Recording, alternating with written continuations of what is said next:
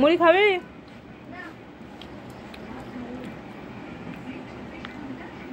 দেখো বন্ধুরা, আজকে সন্ধ্যাবেলা টিফিনটা মানে রান্না পুজোর সন্ধ্যাবেলা যেহেতু, আর এবছর আমাদের ছুঁচো আছে, মানে অশৌচ আছে, আমাদের কাকাবাবু মারা গেছে, যার কারণে আমরা এবছর রান্না পুজো করছি না। তবে নিয়মটা করতে হবে, কারণ নিয়ম মানে পুজোটা ফেলা যাবে না। তো যার কারণে এই যে দেখতেই পাচ্ছ সমস্ত জোগাড়, এই যে কুমড়ো ভাজা সব কিছুই আছে, মানে তাও কম, কারণ এর চাইতেও বেশি বেশি বাজার হয় আমাদের বাড়িতে।